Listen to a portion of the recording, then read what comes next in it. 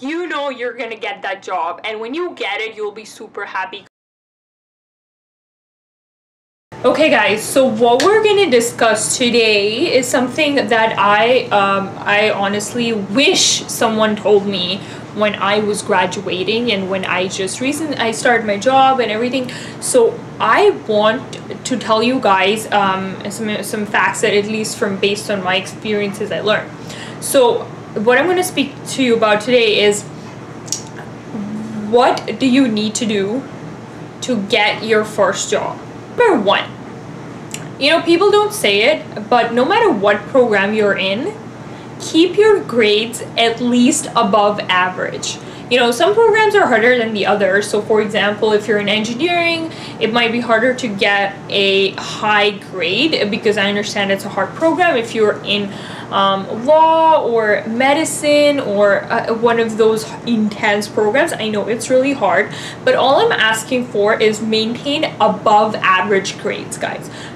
Why? Because it just shows to the employer that whatever you do, you're at least good at it. You're good at least putting in the effort to be above average, right? I'm not saying be exceptional, and you should be exceptional if you're looking to do a PhD and masters and all that kind of stuff. You need your grades, buddy, not gonna lie. But if you're looking to get a job, I would say at least be above average.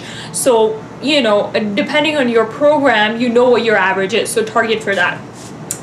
And along with the grades, I would say focus on work experience. So in school, in university, you guys, you're busy with your schedule, busy with getting the grades, and busy with getting like exam, labs, tests, and all that kind of fun stuff. But do not forget, this is the only time where you guys have to build your experience. You can't start building experience after you finish school, because that's when employers are going to look at your resume and see what you've done, because they're going to put you in the same pool as somebody who has 3 years experience. So believe it or not, there's a lot of competition, a lot of stress, a lot of people struggling to get that job, the exact same job that you want. And so you got to make the effort. You have to start in school. Do little I guess mentorship programs, get involved in school, do some kind of leadership roles, join clubs, get that on your resume, that you make the effort to really, I guess, try to build on your skills, show those qualities before you even get your first job. So if you start and come and say, hey, I was really good at school, trust me, you'll find it really hard to get your first job. You need to build on your work experience. Example, internships, join clubs, do part-time jobs, whatever it takes, make your resume good. Okay, point number 2. Work on your soft skills and personality. So why I mention this point is because a lot of university students think that getting them the best grades, being top of class, doing amazing projects will get them that job. But you might get to the interview round, you might even get to getting selected for the HR round, or getting phone calls or emails, but how do you make it to the very last stage and then ultimately securing the job that you really want? No matter how good you're at your job, employers these days are looking for soft skills. They're looking for personalities. And especially when you're young, you really don't have too much expertise in the industry, right? You're just coming out of school. So what they're gonna base their judgment on really is how passionate you are, how energetic you are, how much you love doing what you do. So if you show it to the employer that you're here to give it your best, give it your 100% by your I guess your skills and personality. It has to come from being able to present, being able to talk to people, being able to take a problem and a solution, discussing it with the team, so team skills, and all that needs to go on your resume, as well as you need to follow up in the interview process. A lot of companies ask for presentations, they ask for group discussions. You need to be a part of that, or present a business case or anything of that sort. They judge you on your soft skills and your personality. How do you work when you're given a problem? How do you explain it to someone? How do you work with clients? How do you problem solve? Because you can be amazing in school at whatever you do, your grades might be amazing, but that's not what employers are looking for. You think the CEO or like the VPs of a company are the smartest people in school? Nope, not really. They know how to talk, they know how to present themselves. They're amazing and putting their solutions and point of view in such a nice style that you will never have people will like them. Basically, people will like them, people will understand them, and they will be the ones who will grow in the ladder. You'll always see people who speak well, they will always grow in the ladder in the company very comparatively faster than somebody who's really good at the technical skills. And this is just out of my experience, and it depends on the field obviously, but this is what I've experienced. So work on soft skills, work on speaking skills, work on your personality, look presentable at all times. Important in today's day and age, trust me. Okay, I sat down because I was tired standing. But moving on to point number 3, which is also really important, because now there's so much competition and people everywhere are applying to the same job, and there are just so many people, so many talented people. So my tip number 3 is take the extra mile for the job that you really want. What do I mean by that? So say, for example, I'm looking to work at a company, let's say, for example, I want to work at Facebook. But Facebook, everyone wants to work at Facebook. And this can apply to any company you really want to work for. So when they look at my resume and when they look at, hey, I'm really good, I think we should interview her, and you bring that person in, what distinguishes you and makes you unique for that job than a person who just graduated with you, has the same grades as you, did the same number of internships as you, and basically he's as good as you, or he or she. So what differentiates you, and why should they hire you?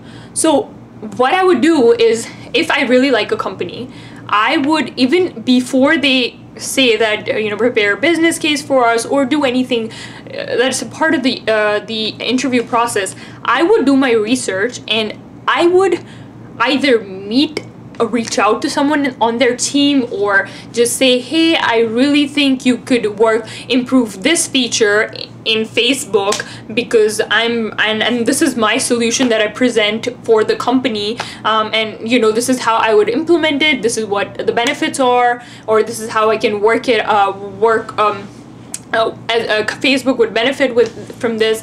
And this is something that's called going the extra mile on doing the research on the company, being unique, being like, I'm already feel like I'm a part of the company because I'm thinking about what can I implement for a company, or like doing your research, meeting with someone on the team, saying, hey, you know what, I already connected with one of the people in the other teams who I think works on this amazing product, or it works on something really that interests me. And I was speaking to them how I can fit well with the culture, the team, or something like that. So you need to reach out, you need to network, you need to show something unique about yourself that will distinguish you from everyone else, pretty much. So that's my tip number 3. Okay, moving on to the next one, which is the 4th tip, which is kind of very straightforward. That is, do not act desperate for any job. Do not show the employer that, oh my god, please, please, please, can you hire me for this job? Like, I really, really want it. Like, there are ways to show why they deserve to have you in this job. And that comes from just the way you've presented yourself throughout the interview process and how you present yourself on a day-to-day basis. They know that if you're good, you know that they will hire you, and you need to be, you know, that confident in your abilities that they will hire me because I know I'm good. So never act like, you know, please, you know, I need the job because I can't find anything else, or, you know, this is it, this is my final opportunity. No, because there's always another opportunity. There's always another way to get another job. So do not act desperate, please, because that's like, for employers, it's like, why is this person not getting hired by other companies or anything? So you need to be always have faith in yourself and know that you're good. So, you know, you don't have to act desperate for no matter what the situation is. And my final and last tip would be, always be confident and have patience. I know it's a hard process. It is not going to be easy sometimes to get the job that you really want. And you know what? You're just graduating from school. You probably don't even know what you really want to do. So it's okay. It's okay if it takes a little while to get your first job. But be patient, because you're going to get it. You have faith in your capabilities. No matter how bad your past has been, did bad in school, or did, like, you didn't have any experiences, there's always a way to show an employer that you have really want it through your confidence. Like, today, if I decide that I want to change and do something else, I will do it. And you always need to have that in yourself. So be confident at all times. Be confident about your abilities. Be confident that you can get whichever job you want at the right time, and if you're really passionate about it. So don't ever feel that, you know, if you're not getting a job, that you're not good, or you're not meant for this, or, you know, it's unfair.